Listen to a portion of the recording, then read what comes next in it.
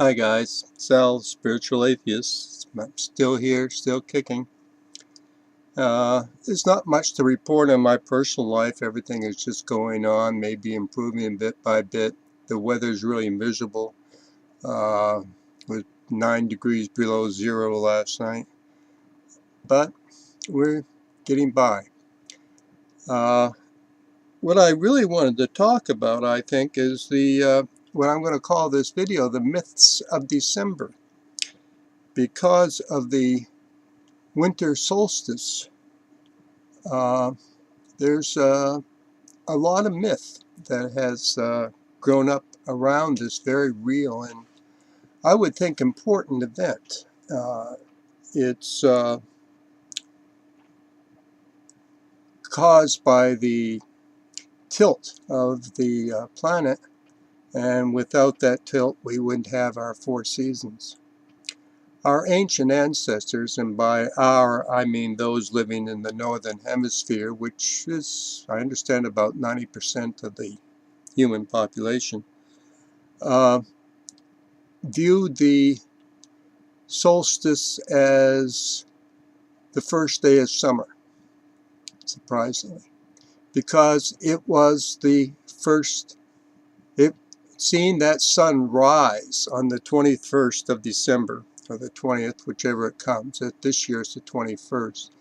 To witness that sunrise is to witness the promise of a new year, of a new summer, of days are now going to get longer. They've been getting shorter and shorter and shorter, and the nights and the darkness has been getting longer and longer and longer, and then you have the longest night of the year, followed then by a new day beginning to lengthen and bring more warmth and sunlight to people. So it's no wonder that, say, that the Christians hopped onto it with the birth of their Jesus character, because he was seen to be also a bringer of light.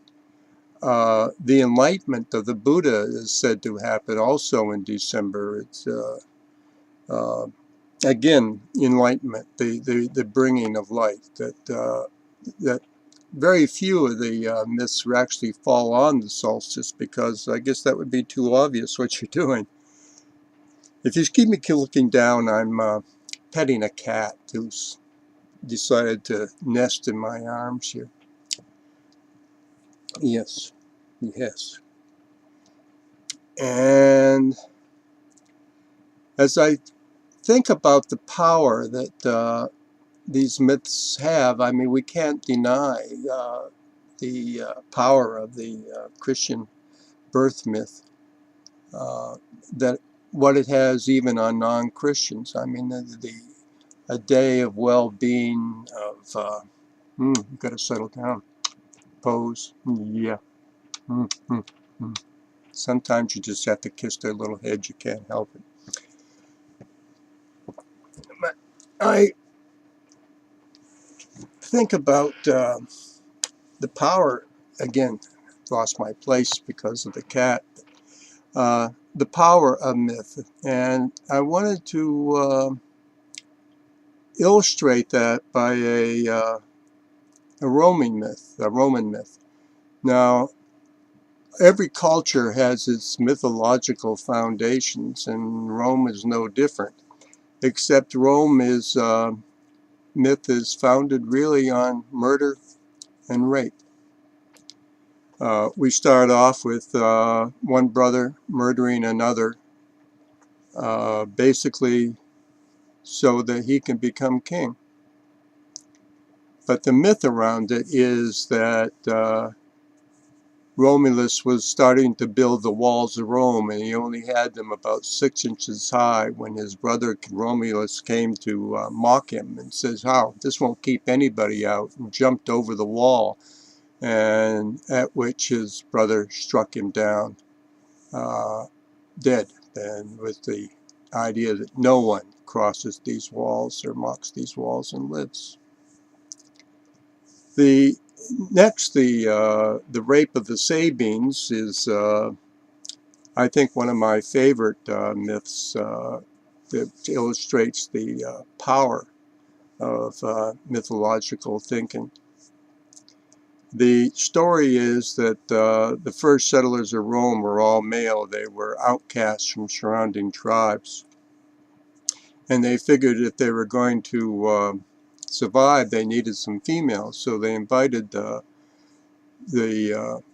people of a nearby tribe, the Sabines, to a feast. And sometime during the feast, they simply abducted the women and chased the men away. And there is some argument among the ancient historians. I don't mean modern ancient historians. I mean the ancient historians, as whether they were just abducted or really raped.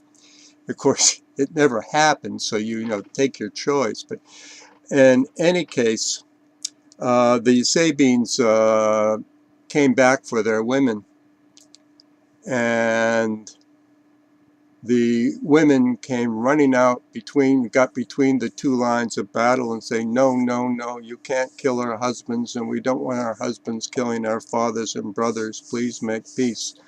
I mean, we got raped and we just loved it so much. We can't, there's no revenge to be taken. We're happy. We're overjoyed being abducted and raped. And in fact, this is the man we've been waiting for. Every single one of them felt that way. And that is a founding myth of Rome. And throughout the entire Roman history, and even beyond, when young couples would get married,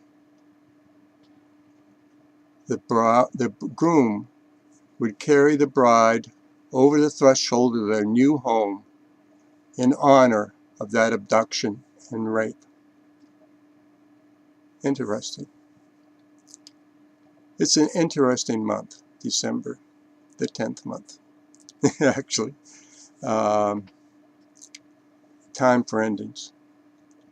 Can't say that 2013 has been my favorite year.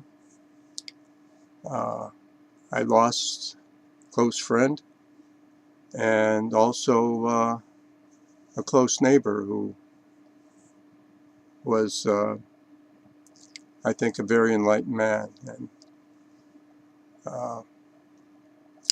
I miss them both. But life goes on.